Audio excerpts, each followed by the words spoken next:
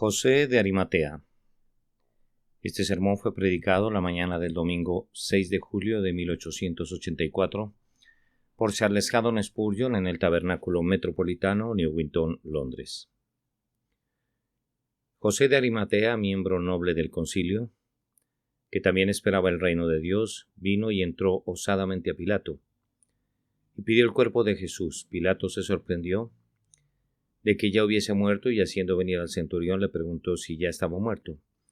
E informado por el centurión, dio el cuerpo a José, el cual compró una sábana y quitándolo lo envolvió en la sábana y lo puso en un sepulcro que estaba cavado en una peña, e hizo rodar una piedra a la entrada del sepulcro.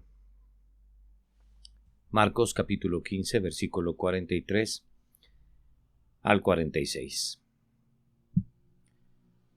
Fue un día muy sombrío para la Iglesia de Dios y para la causa de Cristo, pues como el Señor Jesús estaba muerto, el sol de sus almas había marchado al ocaso. Entonces todos los discípulos dejándole huyeron.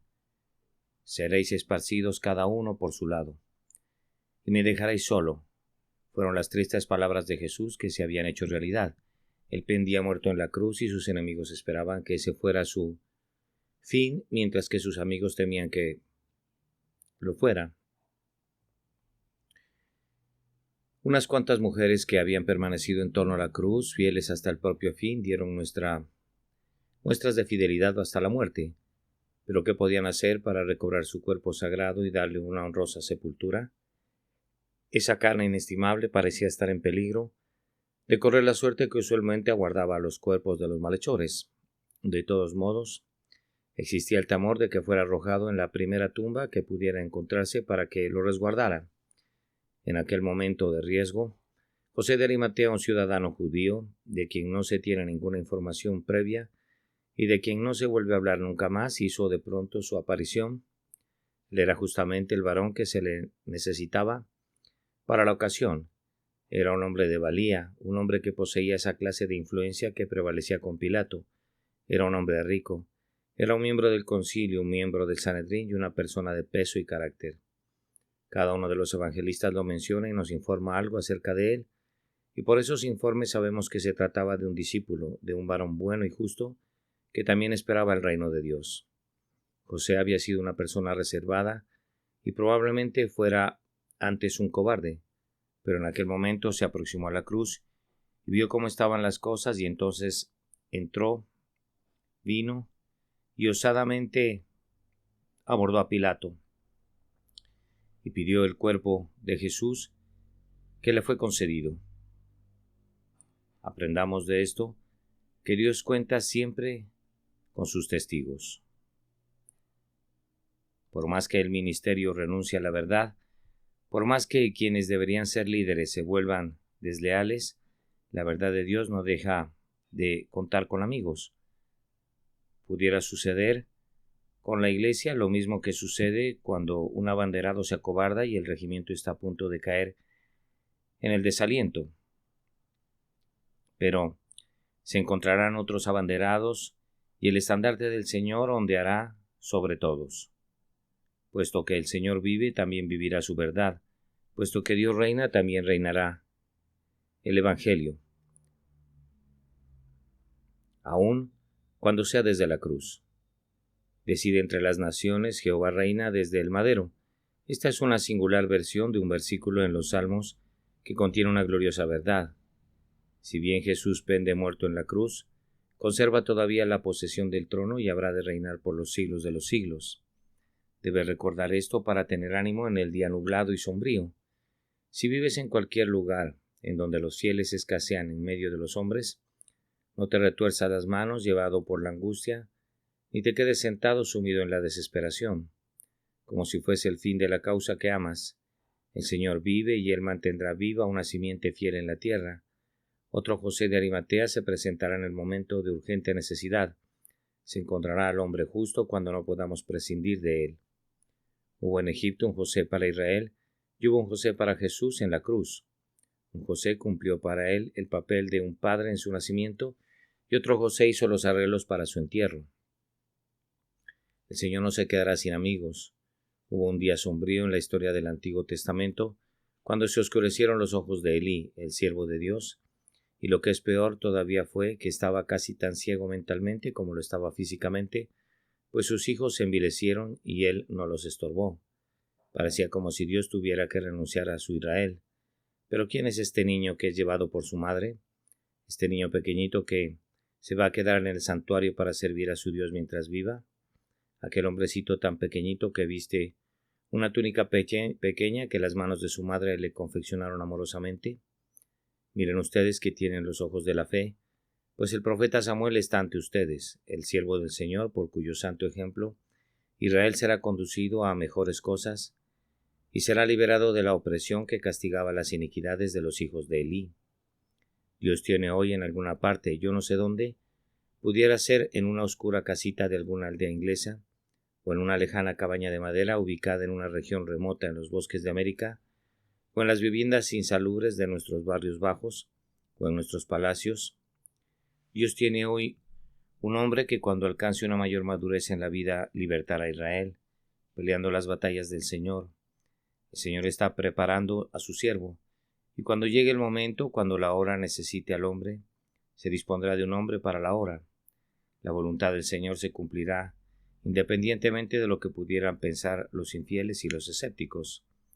Yo veo en esta aparición de José de Arimatea, justo en el mismo momento requerido, un pozo de consuelo para todos los que llevan en sus corazones la causa de Dios. No necesitamos que nuestras mentes se preocupen respecto a quiénes habrán de suceder a los pastores y a los evangelistas de hoy. Podemos confiar a nuestro Dios la sucesión apostólica. Quiero hablar esta mañana con respecto a eso, a ese José de Arimatea, a ese miembro noble del concilio, orando para que pueda dirigirme a sus almas en todo momento. Como ya he dicho, no hay ninguna otra información sobre José fuera de lo que está registrado aquí. Él brilla cuando se le necesita y enseguida desaparece. Su expediente está en lo alto. No necesitamos mencionar las tradiciones que existen acerca de él, pues pienso que la práctica de citar leyendas tiene una tendencia perversa que puede apartarnos de la pura y genuina palabra de Dios. ¿Qué tenemos que ver ustedes y yo con la tradición? ¿Acaso no nos basta la Escritura? Probablemente no haya ninguna verdad en las absurdas historias sobre José y Glastonbury, y si las hubiese, pudieran no ser relevantes para nosotros. Si algún hecho hubiese sido digno de la pluma de la inspiración, habría quedado por escrito, y como no está registrado, no tenemos ningún deseo de saberlo. Hemos de quedarnos satisfechos con hacer una pausa allí donde el Espíritu Santo detiene su pluma. Esta mañana voy a usar el caso de José de Arimatea de 4 formas. Primero, como una advertencia para nosotros. Era un discípulo de Jesús, pero secretamente por miedo de los judíos. En segundo lugar, para nuestra instrucción. Al final salió de la clandestinidad motivado por la cruz, con respecto a la cual el santo Simeón había declarado que por la muerte del Señor Jesús serían revelados los pensamientos de muchos corazones. En tercer lugar, para que despertemos. Hubo una oportunidad para que José diera la cara y hay una oportunidad ahora para que todos los tímidos se tornen valientes. Y por último, para nuestra guía, para que si hemos sido de alguna manera tímidos y miedosos, demos la cara a la hora de la necesidad y nos comportemos tan valerosamente como lo hizo José de Arimatea en la víspera del día de guardar pascual. Primero entonces deseo considerar a José de Arimatea como una advertencia para nosotros. Él era un discípulo de Cristo, pero lo era secretamente por miedo de los judíos. Nosotros no le recomendamos a nadie que imite a José en esto. El miedo que nos conduce a esconder nuestra fe es una cosa mala. Sé un discípulo ciertamente, pero no secretamente. Te pierdes de una gran parte del propósito de tu vida si lo fueras. Por encima de todo, no seas un discípulo secretamente por temor del hombre, pues el temor del hombre pondrá lazo. Si eres un esclavo de ese miedo, eso te degrada, te empequeñece e impide que le des la debida gloria a Dios. Témanle ustedes, santos, y entonces no tendrán nada más que temer. Pongan cuidado en darle la honra a Cristo y Él cuidará de la honra de ustedes. ¿Por qué razón José de Arimatea era tan reservado? Tal vez se debía a una disposición natural. Muchos hombres son por naturaleza muy osados, algunos lo son en extremo, pues llegan a ser impertinentes y agresivos, por no decir insolentes. He oído acerca de cierta clase de personas que se aventuran donde los ángeles están renuentes a caminar. Evitemos incurrir en culpa en ese sentido. Muchos, por otra parte, son demasiado retraídos. Tienen que armarse de valor incluso para decir una buena palabra en favor del Salvador a quien aman. Si pudieran hacerlo, se pondrían en la última fila.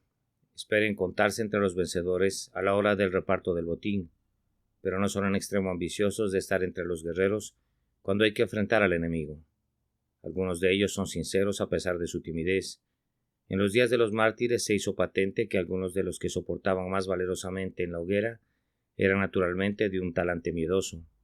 Fox hizo notar que algunos que se jactaban de cuán bien podrían soportar el dolor y la muerte por Cristo huían y se retractaban, mientras que otros, que temblaban en prisión al pensar en el fuego, actuaban como hombres valientes en la muerte para la admiración de todos los que les rodeaban. Aun así, queridos amigos, no es algo deseable que fomenten la timidez cuando sean turbados por ella.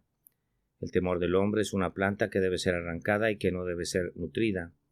Si pudiera, pondría a esa planta en un lugar donde recibiera muy poca agua y nada de sol, y al mismo tiempo buscaría una vara de un mejor árbol.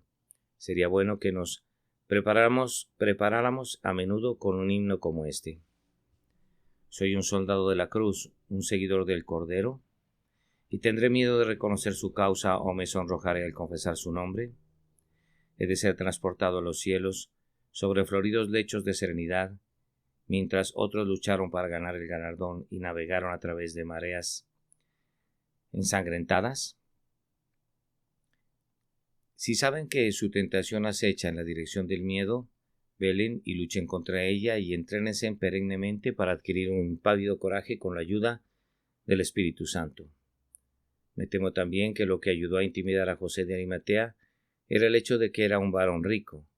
Una triste verdad se alberga en el interior de la solemne exclamación de nuestro Señor: cuán difícil es entrar en el reino de Dios a los que confían en las riquezas. Las riquezas no fortalecen el corazón ni vuelven audaces a los hombres en pro de la buena causa. Si bien la riqueza es un importante talento que puede ser usado muy bien por el hombre que ha entrado en el reino del cielo, trae consigo trampas y tentaciones, y cuando un hombre no ha entrado todavía en el reino, la riqueza es en muchos sentidos un terrible obstáculo para su entrada. Es más fácil pasar un camello por el ojo de una aguja que entrar un rico en el reino de Dios. Los pescadores del lago de Galilea dejaron sin demora sus pequeñas barcas y sus aparejos de pesca, pero José de Arimatea era un hombre rico, y por eso le costaba dejarlo todo por la causa de Cristo.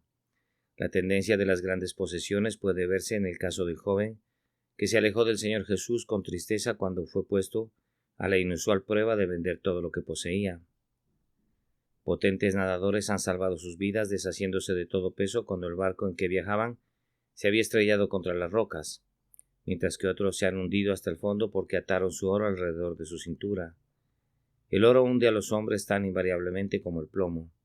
Tenga cuidado cualquiera de ustedes que sea rico en este mundo y no permita que la liberalidad de Dios sea una causa de deslealtad para con él.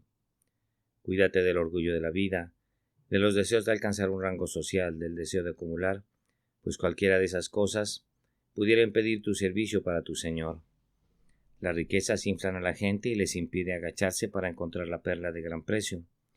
Un hombre pobre entra en un humilde santuario aldeano donde se predica a Cristo y encuentra la vida eterna. Otro hombre que vive en la misma aldea está preocupado por su alma, pero a él no le gusta asistir al pobre conventículo y se queda sin la bendición.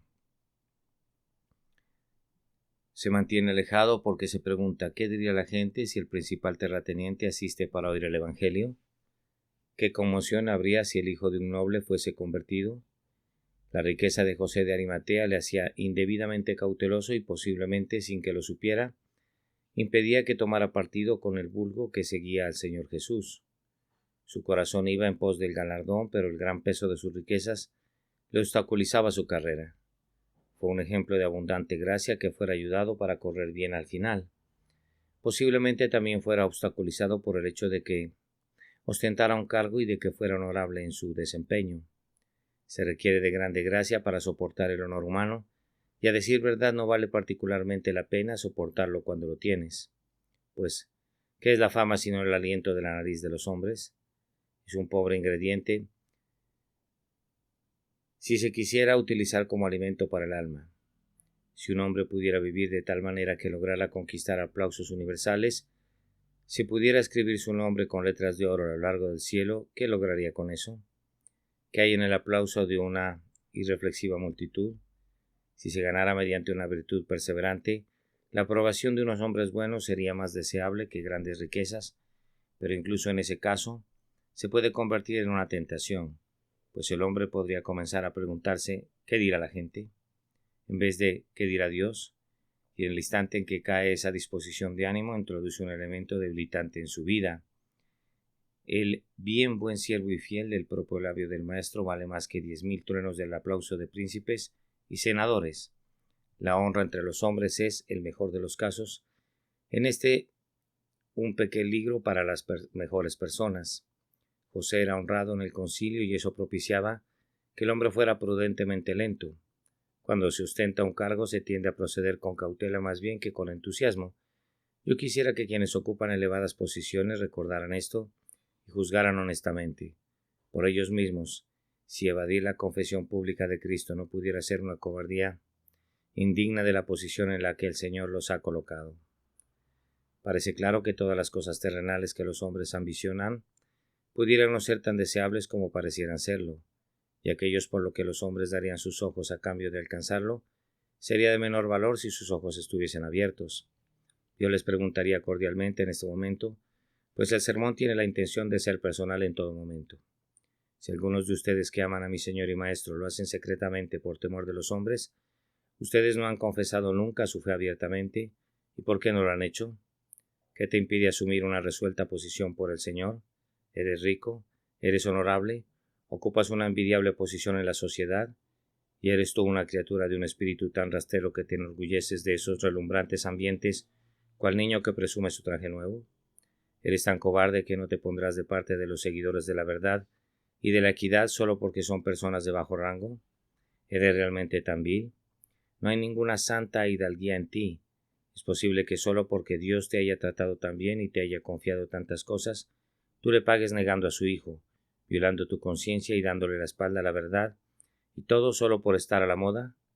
Yo sé que puede parecer duro ser tratado con frialdad por la sociedad, o que el dedo del escarnio te señale, pero inclinarse ante ese temor egoísta es indigno de un hombre y es absolutamente ignominioso para un cristiano.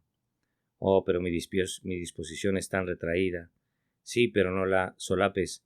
Te lo ruego, pues si todos compartieran esa mentalidad, ¿dónde estarían los nobles avances de la verdad, sus reformas, sus avivamientos? ¿Dónde estaría nuestro Lutero, nuestro Calvino, nuestro Zwinglio? ¿Dónde estaría nuestro Whitefield o nuestro Wesley? Si hubiesen pensado que el principal objeto del deseo era caminar tranquilamente a lo largo del apartado y verde valle de la vida, pasa al frente, hermano mío, por la verdad y por el Señor. Recuerda que lo que es correcto para ti sería correcto para el resto de nosotros. Por ejemplo, si no te unes a la iglesia cristiana, cada uno de nosotros podría descuidar también ese deber. ¿Y dónde estaría la iglesia visible de Cristo y cómo se guardarían las ordenanzas de nuestra santa fe como un testimonio entre los hijos de los hombres? Yo exhorto a todos los creyentes clandestinos a que reconsideren la inconsistencia de su clandestinidad y a que abandonen esa cobarde condición. Estoy convencido de que José de Arimatea fue un gran perdedor por su reserva, pues adviertan que no vivió con Jesús como lo hicieron muchos otros discípulos. Durante aquel breve pero dorado periodo en que los hombres caminaron y hablaron, y comieron y bebieron con Jesús, José no estaba con él. No estuvo entre los 12 como posiblemente hubiera estado si hubiese poseído más valor y decisión. José se perdió de muchas de aquellas conversaciones familiares que el Señor reservaba para los suyos cuando despedía a las multitudes. Se perdió de aquel sagrado entrenamiento y fortalecimiento que equipaba a los hombres para llevar las nobles vidas de los santos primitivos. ¿Cuántas oportunidades debe de haberse perdido de trabajar para el Maestro y con el Maestro? Tal vez nos enteramos de nada más de él porque no hizo nada más. Posiblemente esa única acción grandiosa que ha redimido Su nombre del olvido es todo lo que está registrado porque fue realmente todo lo que era digno de registrarse. José debe de haber sido un hombre más débil, más triste y menos útil por haber seguido a Cristo de lejos. Pluguiese al cielo que unas reflexiones como estas atrajeran a nuestros amados hermanos, cristianos que son verdaderamente fieles y honorables, pero que han estado escondidos hasta ahora entre el bagaje y que no han salido para ponerse del lado de Jesús. En segundo lugar, habiendo considerado a José de Arimatea como una advertencia, voy a proceder a hablar de él como una lección para nuestra instrucción. José pasó al frente después de todo, y también lo harán ustedes, amigos míos. Si son honestos y sinceros, tarde o temprano tendrán que confesar a su Señor. ¿No creen que sería mejor hacerlo cuanto antes en vez de hacerlo más tarde? El día vendrá cuando esa vergüenza que ahora temen caiga sobre ustedes. Con la misma certeza de que eres un creyente sincero, te habrás de encontrar en ese vituperio y esa burla que ahora te alarman. ¿Por qué no enfrentarlos de inmediato y acabar con eso? Tendrás que confesar a Cristo delante de muchos testigos. ¿Por qué no comenzar a hacerlo de inmediato? ¿Cuál es la dificultad de ello? Resultará ser más fácil para ti y te traerá una mayor bendición, y será más dulce en el recuerdo posteriormente a que sigas posponiéndolo. ¿Qué fue lo que llevó a José de Arimatea a dar la cara? Fue el poder de la cruz. ¿No es algo notable que toda la vida de Cristo no provocara una abierta confesión de este hombre? Los milagros de nuestro Señor, sus maravillosos discursos, su pobreza y su abnegación, su gloriosa vida de santidad y benevolencia, todo eso pudo haber ayudado a edificar a José en su fe secreta, pero no bastó para generar en él una valiente confesión de fe. La vergonzosa muerte en la cruz tuvo un mayor poder sobre José que toda la hermosura de la vida de Cristo. Veamos ahora, ustedes que son tímidos y retraídos, si la cruz no tendrá hoy la misma influencia sobre ustedes, yo creo que la tendrá si la estudian cuidadosamente. Estoy seguro de que lo hará si el Espíritu Santo la confirma para su corazón. Yo supongo que para José de Arimatea la muerte de Cristo en la cruz pareció ser algo tan perverso que tuvo que salir en favor de aquel que había sido tan maltratado. Él no dio su consentimiento para el acuerdo de los hombres del Sanedrín para condenar a muerte a Jesús. Probablemente él y Nicodemo se retiraran juntos de la asamblea, pero cuando vio que el crimen había sido realmente cometido y que el varón inocente había sido entregado a la muerte, entonces dijo: «No puedo ser un testigo mudo de semejante crimen. Ahora debo estar del lado del santo y justo». Por tanto salió y dio muestras de ser un siervo dispuesto de su Señor crucificado. Sin importar lo que sucediera, José sentía que debía reconocer que estaba del lado de la justicia, ahora que le habían quitado maliciosamente la vida al Señor Jesús. Era tarde, era tristemente tarde, pero no era demasiado tarde. Oh discípulo clandestino, ¿no abandonarás tu escondite? ¿No te apresurarás a hacerlo? Tú que eres callado y reservado, si oyeras que el nombre de Jesús es blasfemado, como lo es en estos perversos días, ¿no lo defenderías? Cuando oyes que su deidad es negada, cuando su condición de cabeza de la Iglesia les es reconocida a alguien más, cuando su propia persona es colocada como el blanco de las críticas de sujetos indecentes de la más baja calaña, ¿no hablarás a favor de él? ¿No te escandalizará esa vil conducta al punto de llevarte a hacer una abierta confesión? La suya es la causa de la verdad y la justicia, de la misericordia y de la esperanza para los hijos de los hombres. Por tanto, no puede ser injuriado mientras tú callas. Si otros lo hubiesen apoyado, tal vez tú podrías haber sido excusado, de alguna manera por cohibirte, pero ahora que tantos se mofan de él, no puedes quedarte pasivo sin cometer un grave pecado. A pesar de que Jesús es digno de toda honra, lo cubren de escarnio. ¿No lo defenderás? Él es tu Salvador y Señor. Oh, no te demores en reconocer que le perteneces. La cruz puso al descubierto el corazón de José. Aborreció la iniquidad que inmoló al santo y el justo, y por tanto se ciñó para convertirse en el guardián de su cuerpo sagrado. Pero además, lo que hizo que José sintiera que no se podía esconder más, pudo haber sido en parte la maravillosa paciencia de la muerte del Señor. Le oiría decir: «Padre, perdónalos, porque no saben lo que hacen». Le observaría cuando estos benditos labios dijeron: «Tengo sed». ¿Piensas que contempló la procacidad y el escarnio que rodearon al moribundo Señor? ¿Y sentiría que las piedras gritaran si él no mostraba amabilidad a su mejor amigo? Como Jesús no habló para defenderse, sino que estaba mudo como una oveja delante de sus trasquiladores, José se vio obligado a abrir su boca en favor de él. Si Jesús no respondía y únicamente musitaba oraciones por sus asesinos, el miembro noble del concilio debía reconocerle. El sol le reconoció y cubrió su faz en el cilicio. La tierra le reconoció y se estremeció hasta su propio centro ante sus sufrimientos. La muerte le reconoció y devolvió los cuerpos que el sepulcro había retenido hasta entonces. El templo le reconoció y en su horror rasgó su velo, cual mujer que tiene su corazón completamente quebrantado por los horrores que ha visto. Por tanto, José tiene que reconocerle y no puede resistir el impulso. Oh hermanos, si ustedes han sido reservados, que un motivo semejante los conduzca a unirse a la vanguardia del ejército. Luego, ocurrieron todos los portentos de esa muerte que José presenció, a los que ya he aludido. Bastaron para convencer al centurión de que él era un hombre justo. Convencieron a otros de que él era el Hijo de Dios, y aquel que ya era un discípulo de Cristo debe haber sido grandemente confirmado en esa convicción por todo lo que vio en torno a la cruz. Había llegado el momento en que debía actuar valerosamente como un discípulo de Cristo. ¿No ha habido prodigios de conversión alrededor tuyo? ¿No ha habido respuestas a la oración? ¿No ha habido liberaciones providenciales? ¿No deberían esas cosas conducir a los reservados a declararse públicamente? No creo que entendiera plenamente el designio de la muerte de nuestro Señor. Tenía algún conocimiento al respecto, pero no el suficiente conocimiento como el que tenemos ahora, que el Espíritu de Dios ha aparecido en toda su plenitud y nos ha enseñado el significado de la cruz. Oh, escuchen, señores, ustedes que no están abiertamente de su lado, ustedes que no han llevado nunca su librea ni han entrado manifiestamente a su servicio. Él murió por ustedes. Todas esas heridas fueron por ustedes. Fue enteramente por ustedes ese sudor sangriento del que todavía puede verse los vestigios en el semblante del crucificado. Por ustedes fueron la sed y la fiebre. Por ustedes fue la inclinación de la cabeza y la entrega del espíritu. ¿Y pueden avergonzarse de reconocerle? ¿No soportarán la censura y el escarnio por la amada causa de aquel que soportó todo eso por ustedes? Habla ahora desde lo profundo de tu alma y di: Él me amó y se entregó a sí mismo por mí. Si no puedes decir eso, no puedes ser feliz. Pero si puedes decirlo, entonces, ¿qué sigue? ¿No has de amarle y entregarte por él? La cruz es un imán prodigioso que atrae hacia Jesús a todo hombre de legítimo temple. Es un pendón izado en lo alto en torno al cual se han de congregar todos los que le son leales. Esta cruz de fuego, llevada a través de todas las tierras, despertará a los valientes y los conducirá rápidamente al campo de batalla.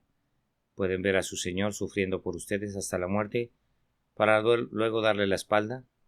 Oro pidiendo que no duden más, sino que clamen de inmediato: registra mi nombre entre sus seguidores, pues voy a luchar hasta el fin, hasta que le oigan decir: entra, entra, o tendrás la gloria eterna. Aquí concluyen los comentarios basados en la vida de José de Arimatea por vía de instrucción. Si la cruz no saca a la persona de su escondite, ¿qué cosa lo hará? Si el espectáculo del amor agonizante no aviva en nosotros un valiente afecto por él, ¿quién podría hacerlo? Ahora, tengo que mencionar en tercer lugar algo que nos ayude a despertar. Tal vez se digan en su corazón que la época en la que José vivió fue un tiempo que exigía imperativamente que abandonara su escondite y que entrara Pilato, pero que ustedes no están bajo ese imperativo. Escuchen, amigos, muchas personas no son fieles a sus circunstancias, cualesquiera que éstas pudieran ser. No consideran que han llegado al reino para un tiempo como este. El Señor Jesús no pende hoy de la cruz ni necesita sepultura, pero existen otras acuciantes necesidades que requieren de los esfuerzos de ustedes. Las necesidades de esta hora demandan imperiosamente que cada persona que sea recta de corazón reconozca a su Señor y le sirva. Toda persona que ame a Cristo debe demostrarlo con sus acciones en esta hora. Una boya colocada cerca de la costa de Mumbles, en Gales del Sur, lleva una campana que tiene el propósito de avisar a los marineros la existencia de rocas peligrosas. Esa campana no suena si el clima no lo amerita, pero cuando los vientos se desatan y las gigantescas olas avanzan hacia la costa, sus repiques solemnes se escuchan por millas a la redonda cuando se balancea de un lado al otro en los brazos del mar. Yo creo que hay hombres legítimos que callan cuando todo está en calma, pero que se verán forzados a hablar cuando los vientos desencadenados comiencen a soplar. Permítame asegurarles que se está desencadenando ahora una tormenta que va empeorando más y más. Si leo correctamente los signos de los tiempos, es conveniente que toda campana repique su nota de advertencia, no sea que las almas se pierdan y se estrellen contra las rocas del error. Ustedes que se han quedado rezagados porque la lucha no parecía requerirlos, deben abandonar su posición de comodidad. Yo los convoco a la guerra en el nombre del Señor. El Señor los necesita. Si no vienen en su ayuda contra los valientes, una maldición se posará sobre ustedes. O bien ha de ser escrito a sus espaldas: cobardes pusilánimes, o bien apoyarán solemnemente hoy la causa de Jesús. Les diré por qué. Les diré por qué se necesitaba a José, y era precisamente por los enemigos de Cristo, porque estos habían ido por fin demasiado lejos. Cuando le acosaban y cuando tomaron piedras para apedrearle, fueron bastante lejos. Cuando dijeron que tenía un demonio y que estaba loco, fueron mucho más lejos. Cuando aseveraron que echaban fuera demonios por Beelzebú, el príncipe de los demonios, eso ya constituía una blasfemia. Pero ahora ya rebasaron la línea de una manera sumamente fatal. Tomaron de hecho al rey de Israel y lo clavaron a una cruz y está muerto. Y por tanto José no puede tolerarlo más. Abandona su compañía y se une al Señor Jesús.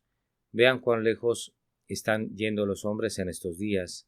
En el mundo de afuera tenemos infidelidad de un carácter tan vil y brutal que es digna de la civilización y mucho más indigna del cristianismo de nuestra época. Ustedes, que son temerosos, den ahora un paso al frente y rehúsen ser contados con el mundo incrédulo. Además, en la Iglesia cristiana visible vemos hombres que, habiendo eliminado toda doctrina que consideramos valiosa, asedian ahora la inspiración de la propia palabra de Dios. Nos dicen claramente que no creen lo que dicen las Escrituras más allá de donde deciden hacerlo. Para ellos la Biblia es un buen libro, pero es más bien anticuado. Ahora bien, si tú puedes quedarte callado, yo no. La ciudadela del cristianismo está siendo atacada ahora. Que ningún valiente rehúse defenderla. Si pueden quedarse callados, al ver que la fe es despedazada, yo no puedo. Vamos, eso basta para hacer que cada varón se ciña su arma y se apresure al combate. Hace años, cuando decían que los franceses iban a invadir Inglaterra, una anciana se puso muy indignada y amenazó con una resistencia letal. Cuando se les preguntó qué podían hacer las damas inglesas, ella respondió que harían el papel de hombres. Yo no tengo la menor duda que harían lo más que pudieran en una emergencia como aquella. Cada hierro de la chimenea, ya fuera un atizador o una pala, serían utilizados para defender nuestros hogares y nuestras casas. Y lo mismo sucede ahora, que el error no conoce límites. Tenemos que salir en defensa de la verdad. Puesto que ellos empujan al terror a los extremos, nos compete aferrarnos a cada partícula de la fe. En lo que a mí concierne, yo no renunciaría a ningún entresijo de mi credo por nadie. Aun si pudiéramos estar preparados para modificar algunas expresiones si la época fuera diferente, no tenemos ese estado de ánimo ahora. Una generación de víboras tendrá que morder una lima desnuda. No modificaremos nada. Si la verdad tiene un aspecto severo, no le pondremos un velo. Si hubiese una ofensa en la cruz, no la ocultaremos. Esta será mi respuesta para quienes quisieran que nos pongamos a tono con el espíritu de la época. Yo no conozco sino un espíritu, y él es inmutable en cada época. La extravagancia de su duda no tendrá ninguna influencia sobre nosotros, excepto para hacer que enlacemos más estrechamente a nuestros corazones el Evangelio. Si les cediéramos una pulgada, ustedes se tomarían un par de kilómetros. Por eso no se les dará ni una sola pulgada. Nuestro propósito es vivir para el libro, según lo que está escrito, para el Evangelio, según nuestra confianza en él, para el Señor, según la expiación que realizó y para el reino, según su gobierno sobre todos. Yo le ruego a cada trémulo cristiano que tenga ánimo, que se ponga a la librea del Señor y que avance a la refriega. Pasa al frente ahora. Si no lo hiciste antes, pasa al frente, y si hay algo de virilidad en ti, en estos días de blasfemia y de vituperio. Ustedes que son hombres, sírvalen ahora contra incontables enemigos, acrecienten su valor ante el peligro, y a la fuerza opongan la fuerza. Cuando José de Arimatea se reveló como un discípulo de nuestro Maestro, los amigos de nuestro Señor habían oído en su mayoría. Casi podríamos decir que todos ellos se habían marchado. Entonces José se dijo: voy a entrar y voy a pedir el cuerpo. Cuando todo el mundo huye es cuando el varón tímido se vuelve valiente, y yo he notado a menudo que cuando ha habido una amplia deserción de la fe, entonces los débiles se han tornado fuertes. Esas pobres almas que habían dicho: es difícil saber si somos el pueblo de Dios del todo, pues somos muy indignos, se han arrastrado fuera de sus guaridas y se han vuelto valientes en la lucha poniendo en huida a los ejércitos extranjeros. Se le pidió a una hermana que expusiera su experiencia ante la iglesia, pero ella no pudo hacerlo. Sin embargo, cuando se retiraba se volteó y dijo: «Yo no puedo hablar por Cristo, pero podría morir por él». «Regresa», le dijo el ministro, «tú eres bienvenida aquí». Esos que están escondidos se comportan gloriosamente en los días en los que somos propensos a temer que ningún testigo por la verdad siga vivo, o que sean más resueltos a servir fielmente al Señor Jesús, ustedes que viven donde la religión va en declive. Y luego ustedes saben que el tiempo de José, el pueblo que era fiel al Señor era un grupo muy débil. Los que no eran absolutamente pobres, las mujeres que podían ministrarles de sus riquezas, eran incapaces de reunirse con Pilato y pedirle el cuerpo. Él no las habría recibido, y si lo hubiese hecho ellas eran demasiado tímidas para solicitar una entrevista, pero José era rico y era un miembro del concilio, y por tanto parecía decir: estas apreciadas y buenas mujeres necesitan de un amigo. Ellas solas no pueden rescatar de la cruz el precioso cuerpo. Iré al gobernador romano. Junto con Nicodemo voy a proveer el lino y las especias, y las mujeres nos ayudarán a bajar a Jesús del madero y a colocarlo en mi nuevo sepulcro, y a envolver su cuerpo en lino y especias para embalsamarlo honorablemente. Algunos de ustedes viven en aldeas del campo donde los que son fieles a Dios son muy pobres y no tienen mucha capacidad en su medio. Si algo debiera motivarlos a ser más decididos, tendría que ser ese hecho. Se requiere de valentía para ayudar a un grupo débil. Cualquiera persona común irá en pos del éxito, pero el hombre verdadero no se avergüenza de una causa despreciada si se trata de la causa de la verdad. Ustedes que tienen talento y riqueza deberían decir: iré ahora y les ayudaré. No puedo dejar la causa del Señor a esa gente pobre. Sé que hacen lo más que pueden, pero como eso es poco, voy a unirme a ellos y voy a dedicarme a ayudarles por causa de mi grandioso Señor. ¿Acaso no pueden ver cuál es mi intención? Mi único deseo esta mañana es inducir a cualquiera de ustedes que haya flaqueado por un instante a que se vaya a la carga por Jesús, y por todas partes, en cada lugar que pudiera sugerírselo la sabiduría, que confiese este nombre amado y sagrado. Tal vez ustedes sean capullos que no puedan florecer, sino hasta que la luz se oscurezca, como la pitahaya que florece en la noche, o como la primavera nocturna. Ahora es su hora, la noche ha llegado ya. Florezcan, mis queridos amigos, y llenen el aire con la deleitable fragancia de su amor. Cuando otras flores están cerradas, preocúpense por abrirse al rocío. En estas temblorosas horas brillen ustedes estrellas. El sol se ha puesto. Si no fuera así podrían permanecer ocultas, pero ahora permitan que las veamos. José y Nicodemo no se habían dejado ver a la luz del día cuando Jesús vivía, pero cuando el sol se puso debido a su muerte, entonces su fulgor brilló a plenitud. Oh, hermano mío vacilante, ahora es tu tiempo y tu hora. Sírvete valientemente de eso para la causa de nuestro grandioso Señor. Por último, hay algo en este tema que es para nuestra guía. Alguien dice: ¿qué quieres decir con dar la cara? Puedo ver lo que hizo José. ¿Qué he de hacer yo? Yo no vivo en Arimatea y no hay ningún Pilato en estos días. Al reconocer a su Señor, José se expuso a un riesgo personal. Un esclavo cristiano cuyo amo fue ejecutado por ser un cristiano, fue al juez y le pidió el cuerpo de su amo para sepultarlo. El juez le preguntó: ¿por qué deseas el cuerpo de tu amo? Porque él era un cristiano y yo también lo soy. El esclavo cristiano fue también condenado a morir por esa confesión. Pudiera haber sucedido lo mismo con Pilato, pues los gobernantes judíos odiaban a José y anhelaban su muerte. Se había reservado durante mucho tiempo, pero ahora arriesgaba su vida en manos de los judíos y acudía osadamente a Pilato. Leemos: pidió el cuerpo de Jesús. Pero como bien dice un comentarista, él no era ningún cobarde, aunque imploró que le entregaran el cuerpo. Simplemente suplicó, rogó por el cuerpo, imploró para recobrarlo, y el procurador cedió a su deseo. Ahora, ¿crees tú que si fuese necesario poner en peligro tus mejores intereses terrenales por causa de Cristo, podrías hacerlo? ¿Perderías el nombre que tienes para la cultura y el valor confesando la antigua fe en estos días apóstatas? ¿Puedes dejarlo todo por Jesús? Aunque destruyeran los vínculos más queridos, aunque destrozaran las más brillantes perspectivas, ¿podrías tomar la cruz y seguir a tu Señor? Aquel que murió por ti merece que calcules el costo y que lo consideres como nada por su causa amada, si es que le puedes honrar. Recuerda además que este buen hombre, José de Arimatea, cuando tomó el cuerpo de Jesús, atrajo sobre sí la contaminación ceremonial. Pudiera parecerte algo muy insignificante, pero para un judío era muy grave, especialmente durante la semana de la Pascua. José tocó ese bendito cuerpo y, según el juicio de los judíos, se contaminó, pero yo les garantizo que no consideró que fuera ninguna contaminación tocar la bendita persona de su Señor, aun cuando la vida hubiera partido de ese cuerpo sin par. Y no era ninguna contaminación, era un honor tocar ese cuerpo santo, ese cuerpo preparado por Dios. Sin embargo, te dirán que te rebajas y das la cara por Cristo y te unes con su pueblo. Te señalarán y te endilgarán un nombre oprobioso y te acusarán de fanatismo. Asume esa bendita vergüenza y di, como lo hizo David, aún me haré más vil. La deshonra por Cristo es honor y la vergüenza por él es la propia cumbre de la gloria. No te quedarás rezagado.